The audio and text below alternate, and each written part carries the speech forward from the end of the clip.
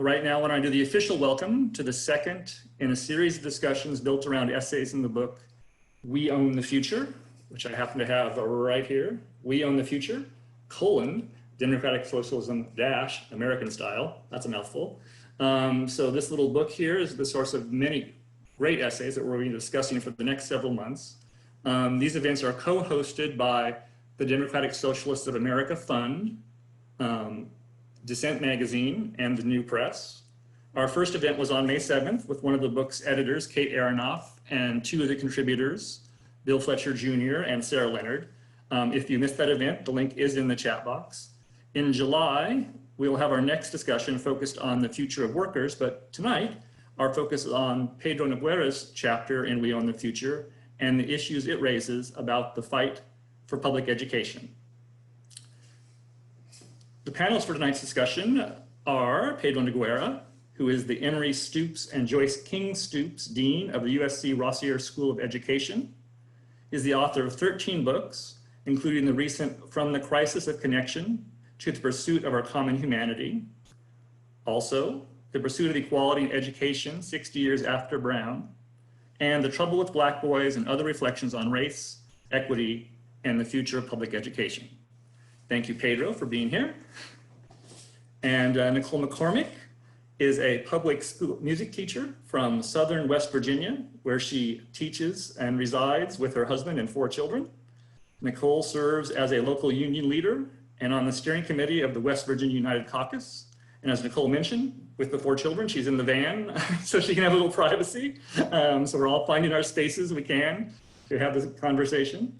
Nicole's passion is to stay and fight, was reunited during the historic 2018 statewide West Virginia educator strike. And she is on the steering committee, like I said, at West Virginia United Caucus. I am your moderator for tonight. My name is Michael Bennett. I am the chair of the Democratic Socialists of America Fund Board. Another hat I wear, or in this case, t-shirt. I'm wearing my t-shirt tonight for a radical teacher, which, as our subtitle suggests, is a socialist, feminist, and anti-racist journal on the theory and practice of teaching. And I'm a professor emeritus of English at Long Island University, Brooklyn. Before we begin, I'm going to say a little bit about how we are going to run tonight's event.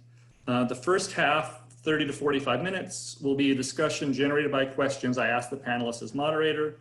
And in the last half, another 30 to 45 minutes, the panelists will answer questions that you put in the Q&A. So please use the Q&A button at the bottom of your screen to ask questions as they come to you during our discussion. The chat box, on the other hand, is for making comments to each other and asking technical or logistic questions. But we're going to be closing that right now for part 1 of the discussion.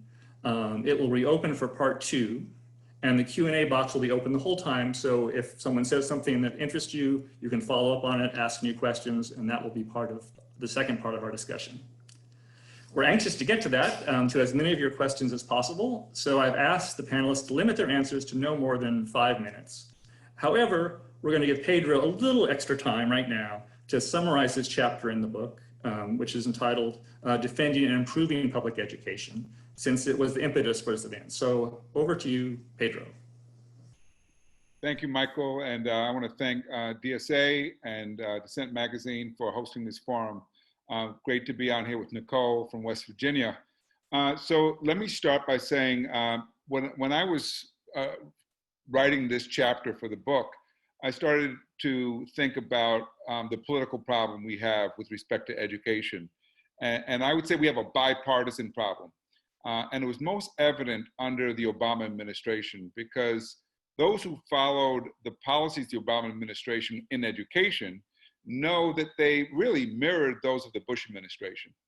There was almost no difference with respect to the emphasis on standards and accountability. Race to the top was No Child Left Behind on steroids, blaming teachers, expanding charter schools. It was an agenda that in many ways further undermined public education. Not everything was bad. I'll admit the expanded preschool and certainly expanding healthcare was huge for children and families across America. But with respect to education policies, we had a real problem. At one point, I remember Arnie Duncan even said that Hurricane Katrina was the best thing that happened to children in New Orleans essentially because it ruined the public schools. So because we have several states now and several cities where there are progressives who are holding office, I felt it was time to really put forward a progressive agenda for education, an agenda that went beyond the need to raise teacher salaries. And we know that there have been strikes, and I'm sure Nicole will speak more about this, in places like West Virginia and Arizona and others, red states in particular, where we saw teachers mobilize, and we saw finally the public come behind them and say, yeah, we have defunded and disinvested in our public schools, and we need to pay teachers a living wage. But a progressive agenda needs to go beyond that. And in the chapter, I outlined several areas that I think are essential. New York City, Seattle have significantly expanded preschool. And that's a first step, but there are many more steps. We know from the evidence that when you expand access to early childhood education, you set the stage for benefits that accrue to a child throughout their life. But beyond that, we know that there was a big pushback across the country on the way testing was being used. And it led to many families across the country opting out of standardized testing. What we know is that we need to assess kids, but assessment should be used to diagnose the learning needs of kids and not as a weapon against kids or teachers or principals, which is how it was being used. But beyond assessment, we need to think about things like discipline and disrupting the school to prison pipeline. We know that in many states, we disproportionately punish African-American children, but even beyond that, we punish the kids with the greatest needs. And more often than not, we punish them because of their needs. And by that, I mean, we respond to behavior, but we don't address the causes of the behavior problems. And consequently, we don't see those problems go away. In addition, I talked about the need to think holistically about the needs of children. We know that in many cases, and we're seeing this now during the pandemic, we have lots of kids who are hungry who come to our schools. Our schools are the social safety net for many kids in this country. And that's why many families are turning to public schools for food during this pandemic. We need to make sure that schools are equipped with resources, that they have nurses, that they have social workers, that they have counselors, because we have lots of kids arrive at school with unmet needs, and we can't expect teachers to be social workers and psychologists. We need to think holistically about how to respond to that broader range of needs. We need to partner with parents, because parents are the first teacher, and parents need to have the support to educate their children. Right now, during the pandemic, it's really falling on many parents to make sure their kids are engaged. And so thinking about parents as partners, not consumers, is, I think, a critical part of a progressive agenda. In addition, we need to think about special education. Right now, in most states, special education is underfunded, and we need to recognize this as a civil rights issue. The rights of learning disabled children to an education is recognized as a civil rights issue, but it's not funded adequately. And calling for adequate and full funding of special education, I believe, is an important part of any progressive agenda. And then finally, we need to make sure that we are building capacity in schools that are struggling. Across the country, what we've done is we have applied pressure on school. And we saw this during Race to the Top, where we threatened to fire principals, threatened to fire teachers, as if there were principals and teachers waiting for those jobs when schools were not performing. One of the things we know is that wherever poverty is concentrated, schools tend to be struggling. And threats are not a strategy for improvement. We need to really make sure those schools get the adequate resources, and that we follow the example of the highest performing school district in North America. And that school district is Toronto, not US district. And that's because in Canada, and particularly in Toronto, they have built capacity in schools. When schools are struggling, they don't threaten to fire the principal or teachers. They send help in, and they target that help in the areas where it's needed. And I can go further, and hopefully in the discussion we can go further, but I outline these principles because I've seen mayors and superintendents come into office who really are inclined to implement a progressive agenda, but they lack the vision, they lack the strategy, they lack the plan. And I think that's what we need right now. I'm seeing states like New Mexico and California and Oregon that are moving in that direction, that are putting funds into schools that serve poor kids, but we need more action than that. We need a progressive agenda, because the truth is that what we do now in education will determine our future. And I'll stop there and open it up for questions if Nicole. Okay, thank you, Pedro. So yeah, Nicole, I was hoping you could share your general thoughts about some of the issues that are raised in this chapter and about our overall theme of the fight for public education. Wow, there was a lot in this chapter, and Pedro, I want to tell you, like, it really was a joy to read it and to see so many of my thoughts and my colleagues' thoughts reflected in that in such an eloquent manner. And thank you to all those that made this possible today. It's an honor to be part of it. So one of the first things that I wrote down that really struck me was the statement, true reform and improvement efforts must directly challenge inequality and injustice. And that's something that is big in West Virginia, just like it is everywhere else. And so that, you know, this idea that teachers should be able to take a child that is hungry or that is living with grandparents who aren't able to give them all the things that they need, or any combination of that we're just going to magically make things perfect. And I've always thought that children carry everything with them. So whenever that they walk through the door at the school, all of these burdens that they have don't just magically disappear and then they pick them up whenever they leave the school again. And so whenever that we're talking about what we want from a school, you know, schools are the heart of communities, and they can be places for parents and loved ones to seek the resources that they need. You know, in Appalachia, the opioid crisis has been devastating. You know, we're referred to as we have a lost generation. There are counties in West Virginia that 50% of the children in that county school system are being raised by their grandparents. And, you know, grand families is a relatively new term. And I even have a child that I adopted through the foster care system because her parents weren't able to take care of her because of drugs. And so it's, public schools have had to take on so much. And there were so many things that I really appreciated. Like whenever that Pedro talked about this neoliberal idea of how that we're just going to make things perfect and wonderful, and whether that be using quote unquote school choice, which is something that we recently, just very recently got in West Virginia, hasn't even officially taken effect. You know, that's such a fallacy. That's such a lie. You know, yes, more wealthy parents do have innate choice, but every community school can be the best school for your child.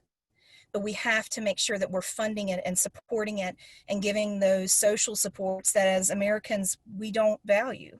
You know, yes, there are many of us that do, but the people in power, the people with money, they have no care. They don't know what it's like to live on $15 a day for a family of 6. I know what that's like. And it's been very recently that I had to deal with that. And then I think about my children, my students, about how that their parents are working 2 and 3 jobs and still can't pay their rent on time.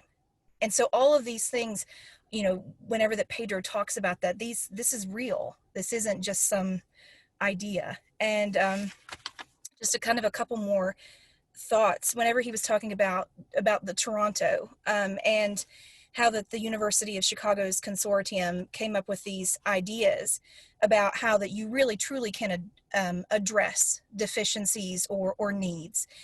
And, you know, what I saw through our strikes is that parent communication, that community support can really change things. You know, we didn't strike about pay. We struck because we couldn't afford our health care. We struck because they were trying to bring charter schools in. And then, yeah, pay eventually got stuck in there. But whenever we struck and whenever we won 5%, it wasn't just for us. It was for all state employees, even people that did not strike with us. So whenever that you talk about what you want to see in your community, you need to educate people and you need to bring people to the table that should have a say-so in what's going on. And I liked the idea talking about, you know, shared leadership, and that should extend to parents and community members. And we should make sure that those people are represented at the table and truly given a seat, not just pretend to do so. Talking about focusing on the whole child, kind of going back to that social support, you know, during our strikes, we made sure our children were fed. during this epidemic, we're trying to make sure our children are fed, but it is very difficult and it is very burdensome, especially in West Virginia. Every child, every day, gets free breakfast and free lunch. And we have many after school programs and many weekend programs that also provide nutrition. But again, whenever you're not really addressing the root cause, you're not really addressing the societal dysfunction, there's only so much we can do as educators. So like I said, I appreciated the recognition and also a plan moving forward. So thank you for that, Pedro. Well, thank you both. You touched on several aspects of the fight for public education that are raised in Pedro's essay, but Nicole, I'm hoping that maybe you could help us focus on one of these topics in particular, which is the role of teachers union and militant labor action, because I know you have personal experience in this area. And perhaps you could connect it to some of the other issues you were just talking about. I mean, high stakes testing, funding inequities, school choice, all of these together are part of a concerted right-wing attack on public education that you and your comrades have been fighting against. To be frank, in the early fall of 2017, I was done. Like, I was ready to leave teaching. I was ready to leave West Virginia. I couldn't see any hope in anything. And whenever that we actually started talking to each other as education workers and as parents and community members, not just teachers, because it was an educator strike. If the bus drivers hadn't refused to drive buses, there could have been days that schools could have been open. It made me realize that whenever we had years of begging and pleading with legislators, all we did was concede our power to them and demoralize ourselves.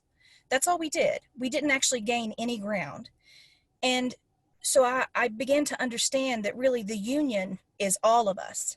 I know sometimes we think whoever's elected to lead is who the union is, but it's not. You know, we had to have people walking the picket line with us, even members. We had to have people that were willing to put their livelihoods on the line to be able to make real change.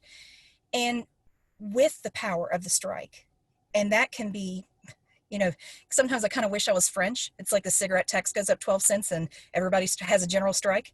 Like, that to me has been like the realization that, first off, my labor belongs to me and I get to decide how much that I'm willing to sell that for. That's minutes of my life. But also, I think it's important for us to realize as parents and community members that we're all in this together. Like, we're the 99%. And so whenever that things happen that our elderly can't afford their medication and their heat at the same time, or that our students they're relying upon the charity of churches on the weekend to be able to be fed, or that their parents, you know, really want to get the drug help that they can, but it's a 3-month waiting period that they could potentially die. We need to think about what we can do as educators, but because we have such a unique insight to our communities and what our children are struggling with, because that's what they become. Your students become your kids. You refer to them as your kids. We can use militant labor action to be able to address those things. You know, I think sometimes we forget that begging and pleading isn't going to do it. You know, phone calls to your senators and asking nicely isn't going to do it. You have to disrupt shit to get change. You absolutely have to. And I don't think there's anything wrong with recognizing that, because, like I said, I was done and I didn't think there was a way forward. But then when I realized that it wasn't just me struggling, you know, I have a family of 6. My husband's an educator. I'm an educator. We have, 4 young children. And at the time of our strike, we were trying to get things sorted out so we could adopt our youngest child. And we were living off $15 a day. And that was for food, gas, and diapers. 2 teachers. I've been teaching for 10 years. I have a master's degree.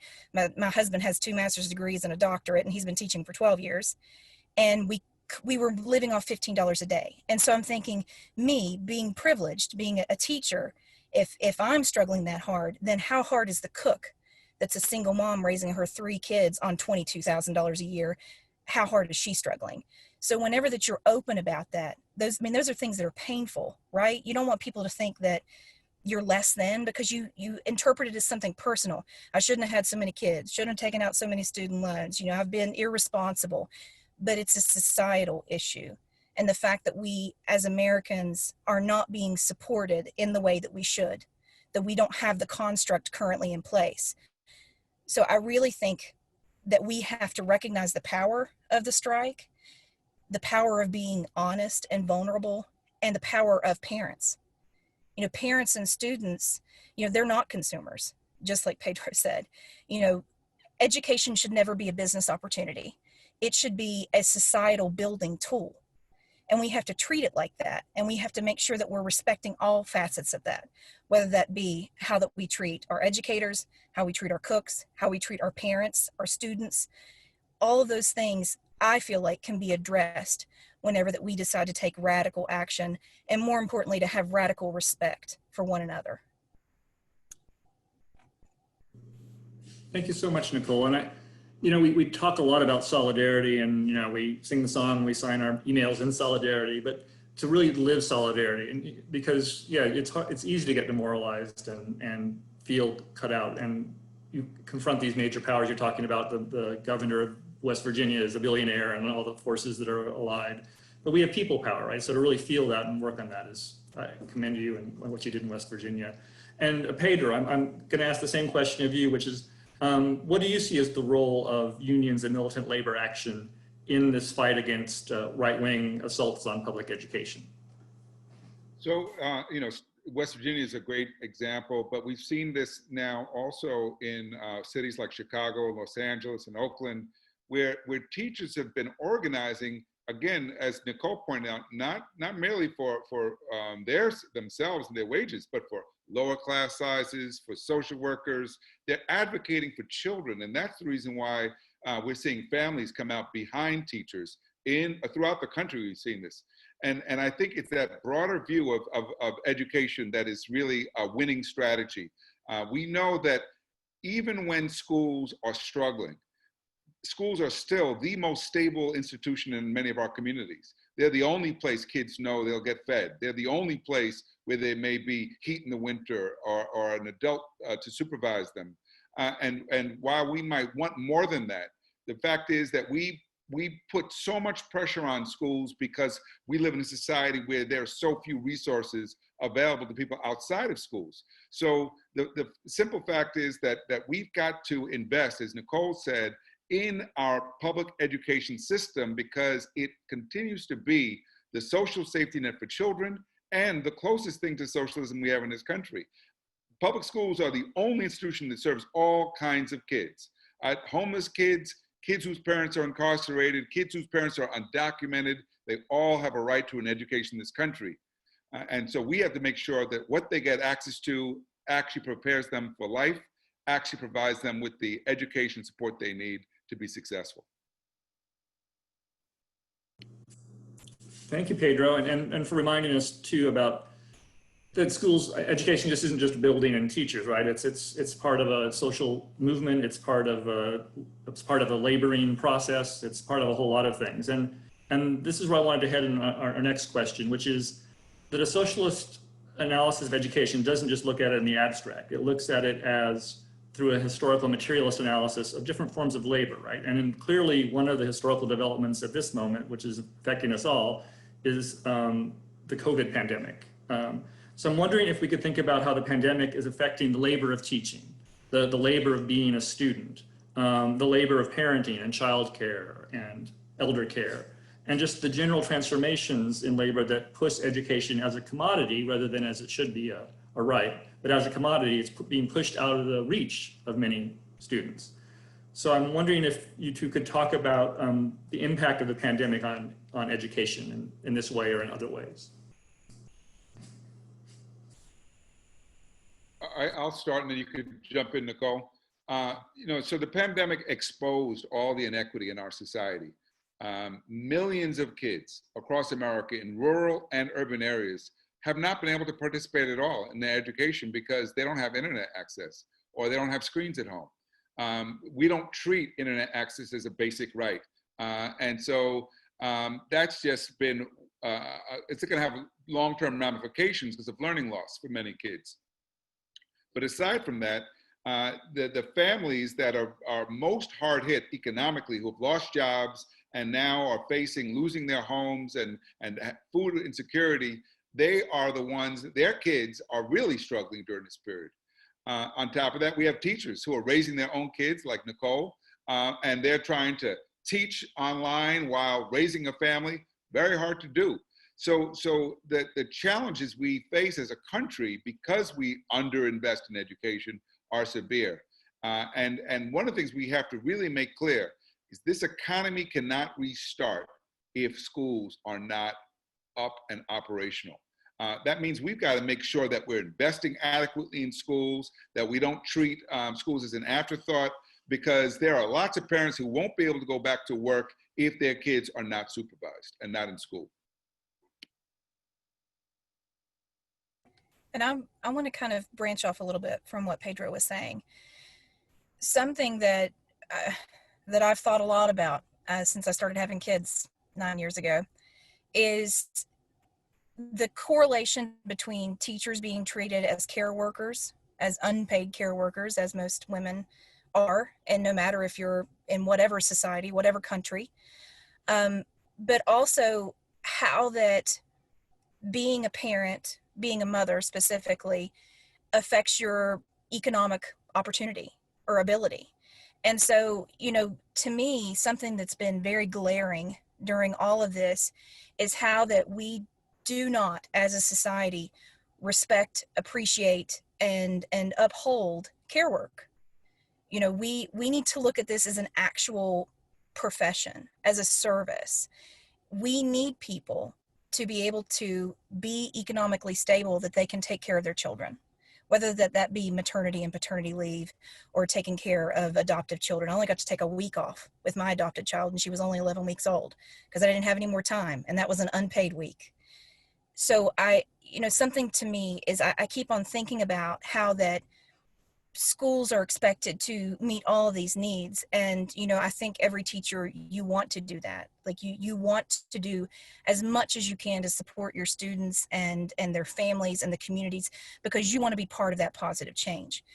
But whenever that you have a society that doesn't provide adequate, affordable, safe childcare, doesn't pay you as a parent to take care of yourself or your aging parents or your young children, that this idea is all part of a systemic problem.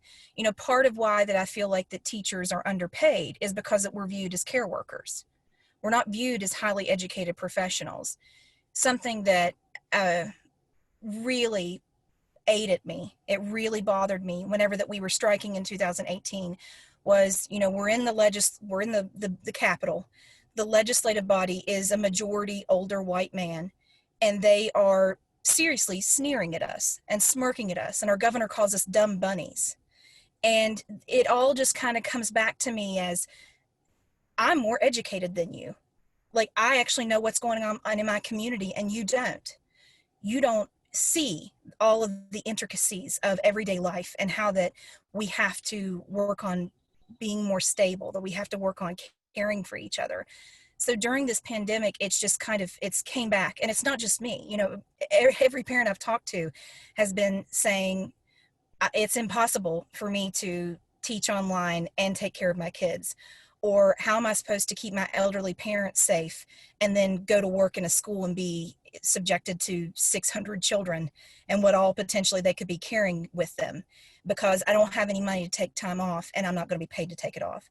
So I just, that's something to me that I think that we need to really recognize is the importance of care work, and how that being an educator, yes, we are viewed in that role. You know, typically female teachers teach the lower levels and you get more male counterparts in the upper levels because, you know, we're mommies, right? We got to take care of the babies. And so I think that we need to recognize that as educators, yes, that is part of what we do. But as a society, we've got to do better. We've got to do better about supporting our parents, about supporting mothers, and about recognizing that teaching is a true profession. We have a national teacher shortage because we're not recognizing it as and treating it and paying it as a true profession. It's just kind of something that you do because you feel it in your heart, and that's not the truth. Well, thank you both. I'm just going to have one more question from this first part of the conversation, and then we'll move to questions that people are raising in the Q&A. So if there are issues that you would like to hear more about or new issues you'd like us to address, feel free to put those in the Q&A. We'll be going there after one more question, which is one I think we all are thinking about. Well, I know we're all thinking about right now. At this historical moment, we're all thinking about the uprisings in the wake of the lynching of George Floyd and the calls that these protests have generated to defund or abolish the police. How do these developments connect to education? Perhaps in the form of educating ourselves and our students and the public about the history and structures of institutional racism, perhaps in terms of refocusing resources away from the police state and toward education and social services and community empowerment and caregiving. What are your thoughts on how we look at what's going on with education, what should be going on with education in this particular Black Lives Matter moment? So, Michael, if you think about it, millions of people, including children, saw the murder of George Floyd on social media. And they saw it, they then have seen others since then. And they're gonna come back to school and they're gonna ask, how to make sense of this? Education's gotta help kids to put that in a context, not simply of an individual act of violence, but of systemic racism in America, because these individual incidents of police violence are a part of a history that many Americans either don't want to know or haven't been exposed to. And education's got to help the Americans to understand it. Otherwise, we will continue to have a president who's able to divide us along racial lines because people don't even understand the history of racism in America. On top of that, the calls to defund the police have real implications for schools because many school districts in Los Angeles, LA Unified, the second largest system in the country, spends $650 million a year to fund its own police department. And those are funds that should be going to counselors and social workers because basically we have policemen doing social workers' work. And we're criminalizing kids for offenses that when I was a child, you did not get arrested for having a fight in school or for being disruptive. You might have gotten detention. But we now see kids being arrested for relatively minor offenses in schools, and that's where the school to prison pipeline begins. So it's the call to defund the police is, again, part of a shift in the whole way in which we're using public resources, and we need to invest in prevention, invest in supports for children, not criminalization. I think absolutely. And, you know, West Virginia is very small and very white, but still, as an educator, you have to recognize your own privilege and your own deficiencies and hope that we can do better, that we can truly bring in more ethnic studies, a true understanding, not just some colonized whitewashing of what is really going on. And talking about cops in schools, you know, this is coming from someone who lives in Southern West Virginia, but our gun-obsessed culture is ridiculous. And even though that you know a lot of times the resource officer in your school, it's still terrifying whenever that they come to your room to remove a child, even if it's just to walk them to the office, because especially if it's a Black or brown child, I don't know what their experience has been. And I don't want them to be traumatized to leave the classroom or to take a break, or even because they got called to the office for something that didn't even happen in your room.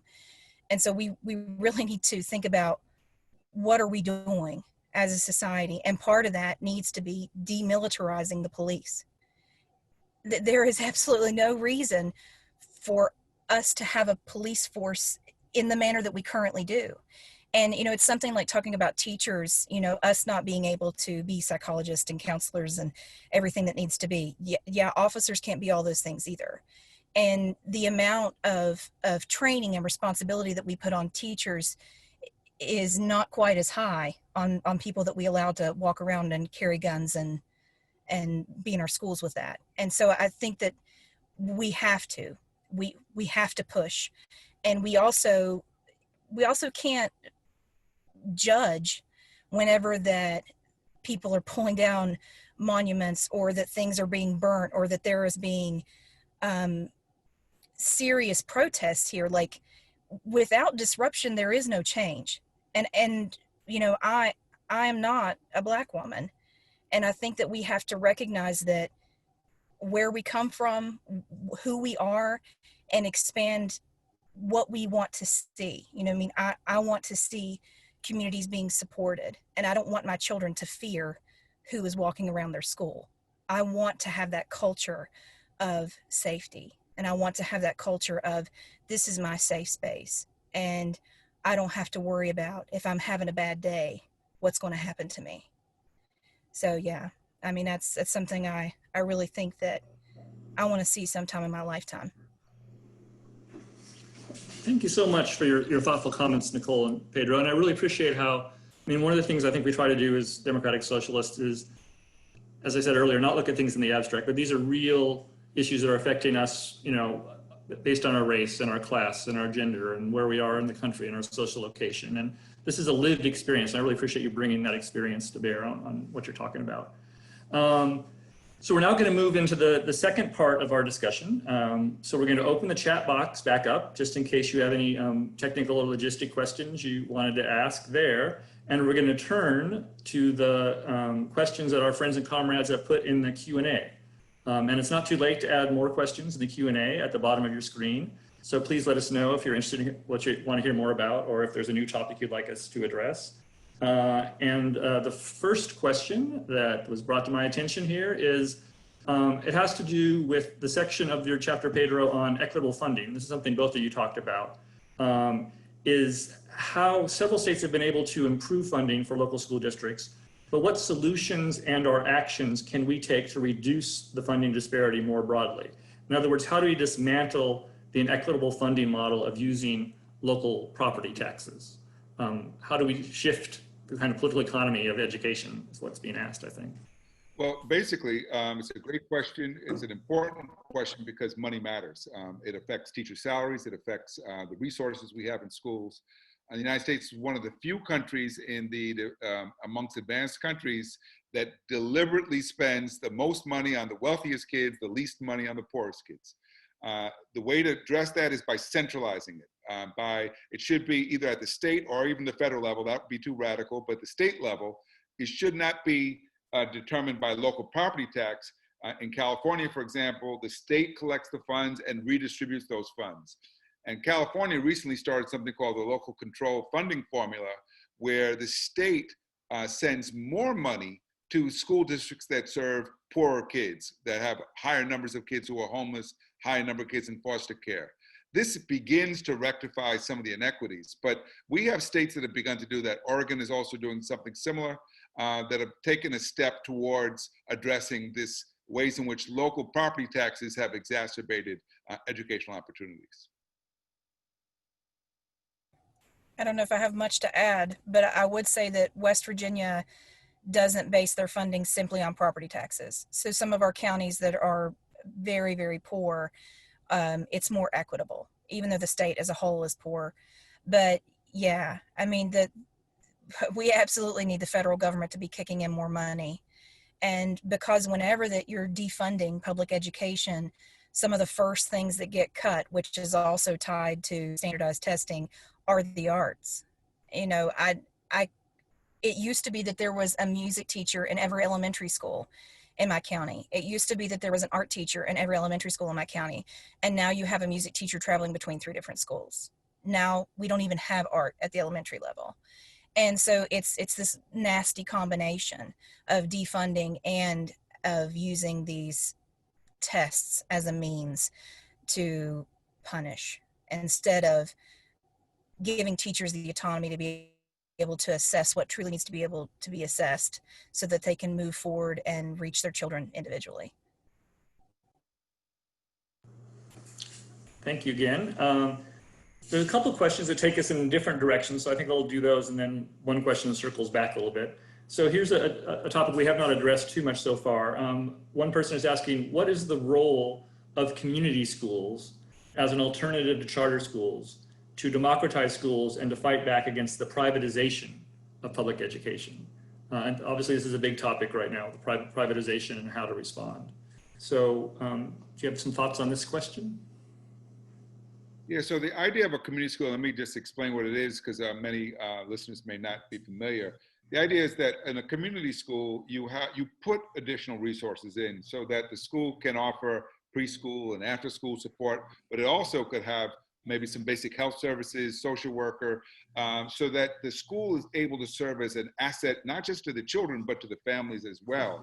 And this is taken off around the country, and there are a number of states and communities that have embraced this model, especially because we don't have a social safety net. So we've expanded what schools are doing. So I would say it's a step in the right direction, but not sufficient, because we should also acknowledge that we don't, it's still dependent on either on grants or on property taxes to fund these schools. And so you'll see some schools that in New York City where I lived, you would have one school has those resources, right around the corner of the school it doesn't. So it doesn't address the inequities, but it does begin to acknowledge that the non-academic needs of kids are impacting their outcomes. Hungry kids don't do well in school. And we know there are lots of kids in America who are still hungry. And something that was a trend for a while in West Virginia, which I'm sure is a trend everywhere, was consolidation. We had all of these small community schools, which of course meant smaller class sizes, and they were really in tune with what was going on in that community. You know, you had local groups that would use the school, that would host bingo nights and things like that to be able to provide extra opportunities for the kids. And as consolidation became the way that our school board authority decided to build new schools because our old ones were crumbling, they wanted to continually consolidate. So I taught for years at a primary school. It was just a K-2 school, and there were 600 kids in it. And, you know, I was the only music teacher, and I'm supposed to somehow adequately provide a music education to 600 children and know who lives with grandma and who's allergic to peanuts and who needs extra time whenever we're doing reading type activities. And so this idea that schools are the heart of the community, they really are, and we need to protect them as such. And, you know, talking about a pandemic and class sizes, how we're supposed to socially distance and do all of these things. Well, you know, when you have 35 middle schoolers in a 16 by 16 classroom, there's no way to do that. But if we really value and fund and try to bring back these smaller schools in neighborhoods, in towns, we can focus more on that. We can focus on the whole child, because we're not trying to focus on the whole child of 600 children. We're trying to focus on the whole child of 200. And so I think that any educator recognizes that, and it would be amazing. And we should push for that as parents and educators to try to do more community-based. Let's focus on what the issues are and try to address it as best we can.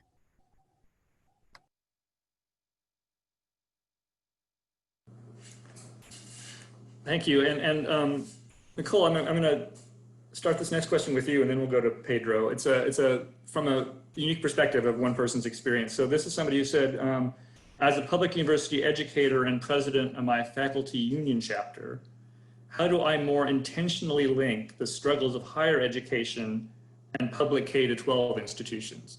So Nicole, I was just wondering, as someone who teaches in a K-12 institution, how would you like to see your colleagues and friends in higher education help and get involved with your struggles? I mean, higher education has been severely underfunded everywhere, but especially in my community. It has killed multiple teaching programs because of the underfunding. You know, we used to have math and art and music education and a whole bunch, and now they're all dead. You know, they killed our entire music department at the university that's a block across from my house. And, you know, our issues they're completely linked, you know, especially whenever we're talking about, as educators, trying to get more educators in the field. eventually I'm going to retire and somebody needs to replace me. And that isn't happening. And so because of this systemic underfunding of higher education, undervaluing of educators, we have a problem that's just eating itself away, that it's becoming worse, because you don't need to be throwing teachers, quote unquote, in these classrooms that have no education and are just trying to do to get some loans forgiven, or they need to make a buck before that they can move on to something else. So I really think that as someone in higher ed, that you should try to meet, especially with some of, I mean, it depends on what your department actually is, but I'm thinking, like, if I was a professor in education, I would want to meet with my local teachers union, that's a K-12 teachers union, and talk about their issues, you talk about yours, and see how that you can organize together. Because that's how we had success in West Virginia. We weren't talking to each other. We were getting information from the leadership in Charleston, which is our capital, and we were kind of disseminating amongst our members. I wasn't even talking to people, in the next county. I wasn't talking to somebody in the next school district. And so I thought that my issues were my issues and that my failures were my failures, not that it was this huge systemic issue that we could actually fight together, because strikes work, folks.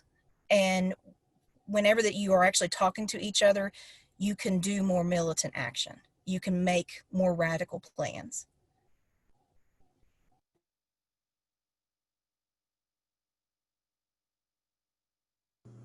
Pedro, do you want to, you are at a post-secondary institution and a dean. What do you think in terms of trying to make connections between people's struggles in higher education and people's struggles in K through 12? Yeah, I'm very excited. I mean, I just, until recently, was at UCLA, a public university, and I think public universities across the country now are going to be in real trouble because of cutbacks from the state as a result of the pandemic. And so universities generally have to support schools and work with school districts, because the schools are faced with a myriad of challenges. But now we're talking about weak institutions that are going to be hard put to provide that extra support. But I think we do better when we work together. And right now in Los Angeles, there's several institutions that are working with school districts to try to devise plans for how do we reopen schools and how do we provide support to schools when they reopen. So I think there's a critical role to play, but the resources to support higher education are also critical. And then I promised the next question would connect back to something we were talking about before. And this has to do, we were talking about what's going on in the current historical moment with the pandemic and in the wake of the lynching of George Floyd, the defund and abolish the police movement. And one of our interlocutors was wondering, what organizing opportunities do you see regarding the push to return to school in the fall? And what organizing opportunities do you see regarding the current uprising for racial justice? So we talked about the issues, but this person wants to know specifically, what do we think about the organizing opportunities? How does this become part of our movement in that way? I'd like to speak to the returning to schools in the fall. This is an opportunity for us to talk with and listen to parents and their concerns, and grandparents and whoever else that these children are being taken care of by, and listen to not only teachers but other education workers on what are their concerns, what are their ideas, what's the actual legitimate information about how that we can lessen the spread. And I think that with these conversations, you also need to make demands. You need to make a list of demands of what you, as a parent, as a teacher, as a community member, expect to happen before your children are physically back in the building. Because many parents are reliant upon schools for childcare because we don't give childcare to our parents like we should. And with that, the best place for a child to learn is in the classroom. But I also don't want to inadvertently kill someone's grandparents that are raising them because of their parents aren't able to. So I want to make sure that with me as an organizer, and with what I'm already working on, is working with parents and other community groups to come up with a list of demands for the State Department of Education. You know, we will not send our kids, we will not enter the building without this list being met.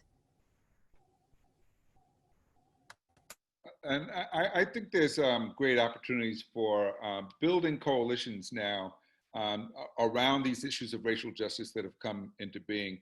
On Tuesday here in Los Angeles, we saw marches led by young people, by students, calling for defunding the school police. And they marched on district headquarters. And what was interesting is that that march, it started with children, but then adults from the community came in and supported them, because they recognized that, again, when we prioritize the police, it means we don't have money for other things, like teachers and social workers. So we need to work together, because public schools have to be accountable to the public. And it's when we keep engaged and we're watching what's going on that we can ensure that not only kids receive a good education, but that we get the right priorities. And right now, I think across the country, we're seeing young people especially take the lead in organizing a movement for justice.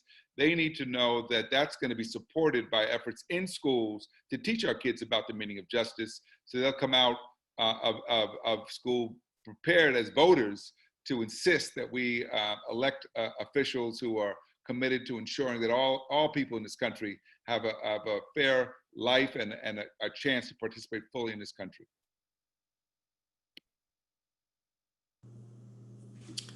Okay, thank you.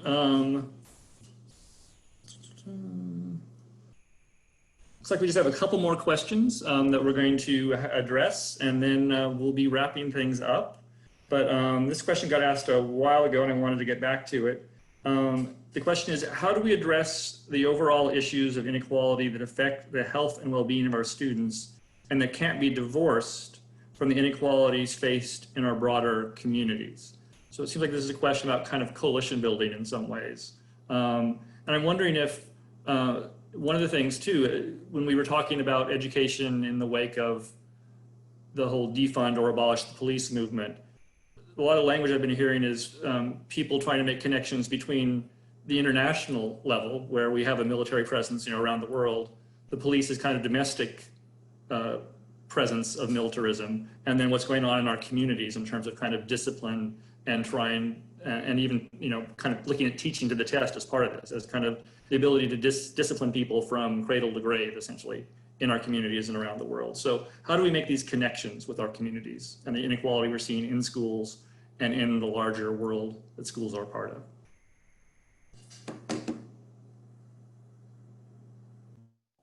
I'll take a shot. Oh, go ahead, Nicole. Go ahead. Oh, thank you. So I've said this before, but it's the truth. West Virginia is a resource colony. I think sometimes people think that that happens like in other countries, but it's happening right here in West Virginia. All of our money goes back out of the state. It doesn't stay in it. They just poison our people. And, you know, there are communities that have been on a boil water advisory for 12 years. They can't bathe their, sorry, I hit my button.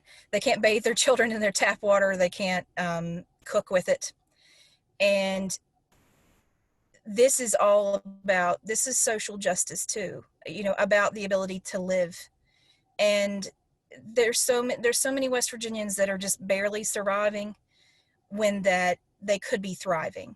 And this talks about what Pedro said. We have to make connections and coalitions with community groups, because I know sometimes as a teacher you feel like the weight of the world is on you, like that everybody's problem is your problem, because that you have this very unique view. You sometimes see the stuff that you wish you didn't see and that you wish you could go back to being ignorant about. And it's very difficult to deal with. But at the same time, you also are in a position of power.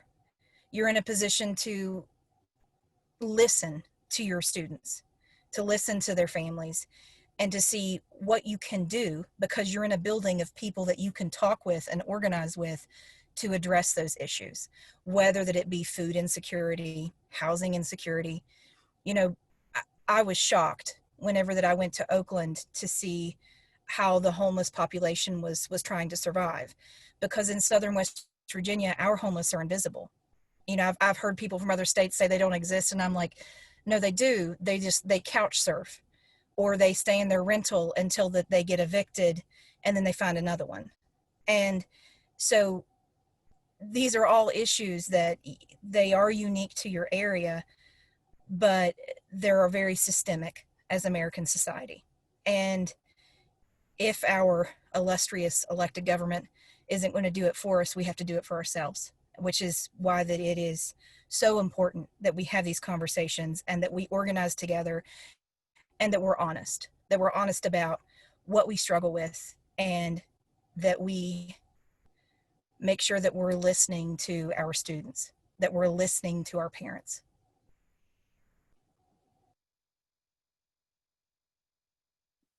I don't know if I have any much to add. I think Nicole did a great job with that one, Michael. And I want to hear her sing anyway, so I want to leave some time for that. Well, I'm going to ask well, at least one more question, because they're still coming in, but I want to hear that too. So here's a question. It's a very kind of broad question, right? It's interesting, I think.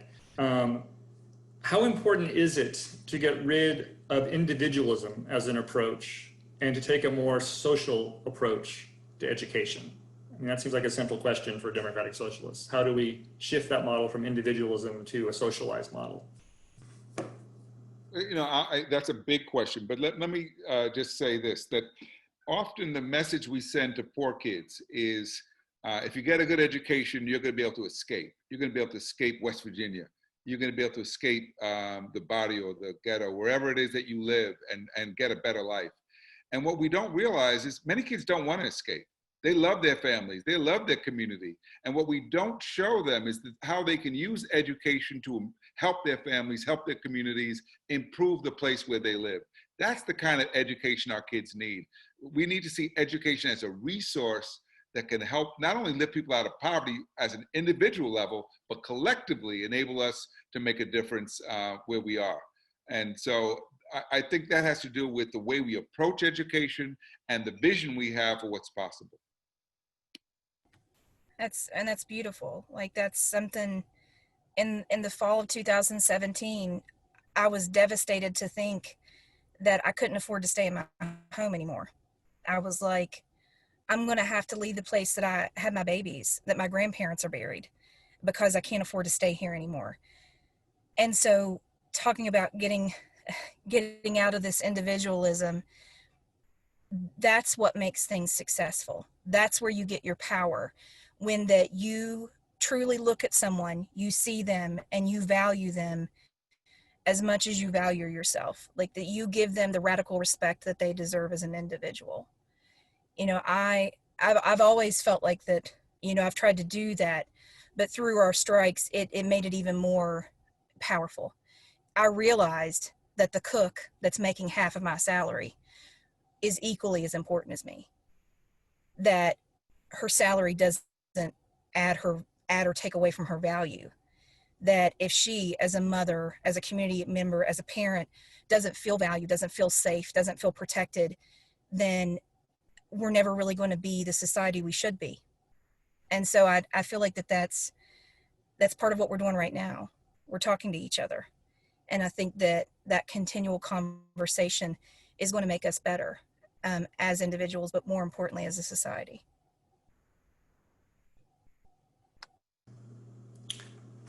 Thank you.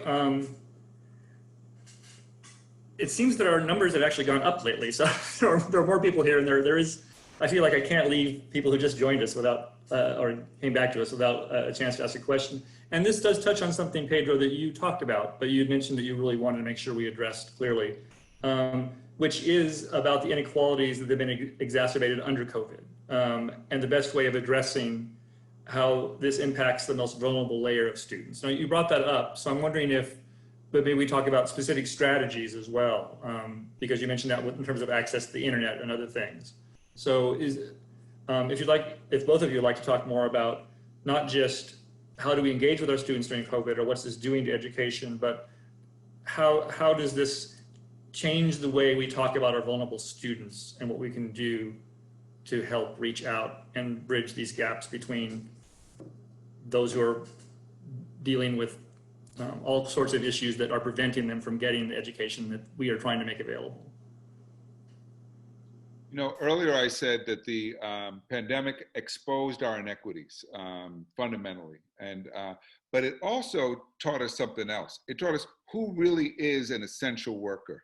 Many of our highest paid workers in the country are not essential. Our athletes are not essential, and they're some of the highest paid. Our entertainers are not essential. Many of our politicians are not essential. Our bankers, not essential. Who is essential? Farm workers, right? Grocery store workers, meat packers, they're essential. Teachers are essential, right?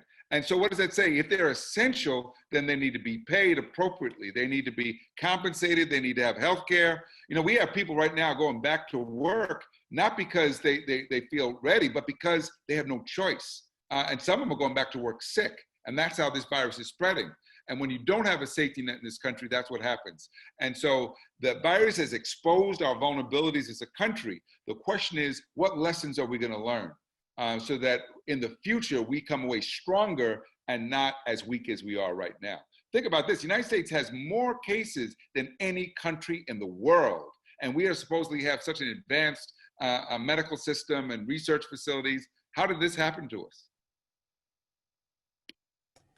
Part of that individualism, right? Like my right to not wear a mask. I've seen that one a lot here, especially in Southern West Virginia. It's really frustrating. But the only thing I will add, because that was beautiful, was we need to treat internet like a utility. Like it needs to be able to be accessed by everyone. It needs to be available to everyone. If you need assistance paying for it, it needs to be provided.